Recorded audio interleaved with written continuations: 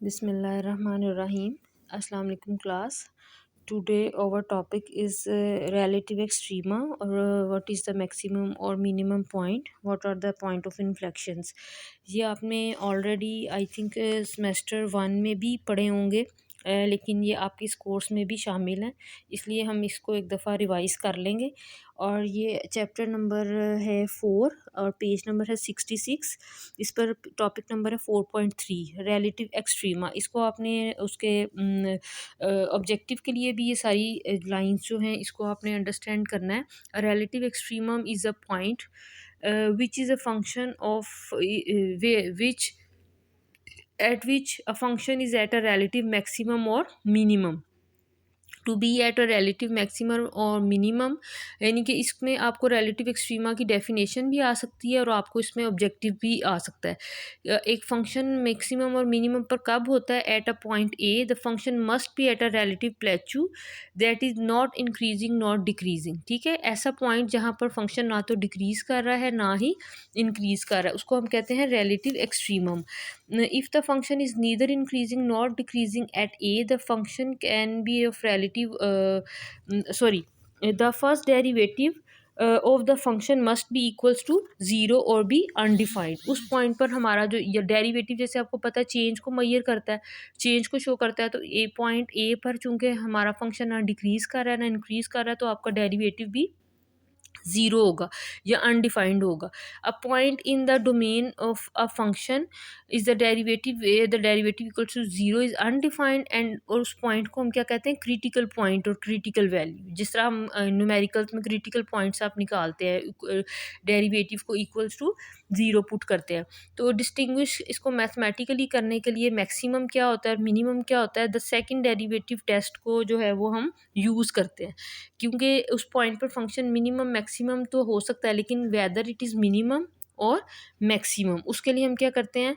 Second derivative test. Number 1, if second derivative of a is greater than zero indicating that the function is convex and the graph of the function lies above its tangent lies sorry above it's tangent line. ठीक है, अब इसमें next page पर आप देखें कि जो graph बना हुआ है पेज नंबर नेक्स्ट पर 67 पर ए पैनल में, इसमें कॉन्वेक्स शेप का कर्व है।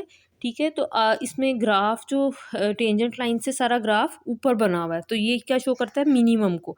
और अगर आपका second derivative is less than zero, denoting that the function is concave and the graph of the function is completely lies below its tangent line। अब इसमें पैनल बी में देखें कि जो ग्राफ है वो टेंजेंट लाइन से सारा नीचे बना हुआ है। ठीक है, कॉनकेव शेप का, तो फंक्शन हम क्या होगा?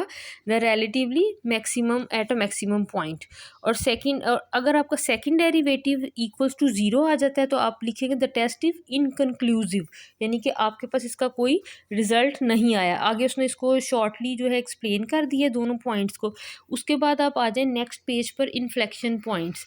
Inflection point is a point on the graph where the function crosses its tangent line, यानी कि इन्फ्लेक्शन पॉइंट वो पॉइंट होता है जहाँ पर अगर आपका फंक्शन कॉनकेव शेप का है तो वो चेंज होकर कॉन्वेक्स शेप का हो जाता है, अगर कॉन्वेक्स शेप का है तो वो चेंज होकर कॉनकेव शेप का हो जाता है। उस पॉइंट पर जहाँ से ग्राफ चेंज करता है अपनी पोजीशन को, उसको कहते हैं पॉइंट ऑफ इन्फ्लेक्शन।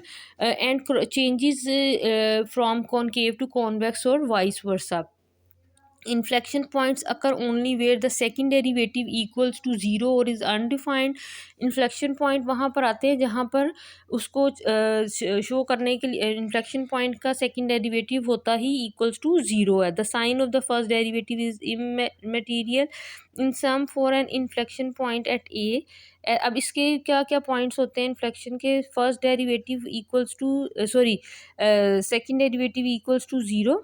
ठीक है, कॉन्केविटी चेंजेस एट एक्स, यानी कि आपका फंक्शन चेंज होता है फ्रॉम कॉन्केव टू कॉन्वेक्स या कॉन्वेक्स टू कॉनकेव। और graph crosses its tangent line at x is equals to a. अब ये नीचे चार पैनल्स में डायग्राम्स बनी हुई हैं, इसमें आप देखें कि ये सब जो हैं ये क्या शो कर रहे हैं?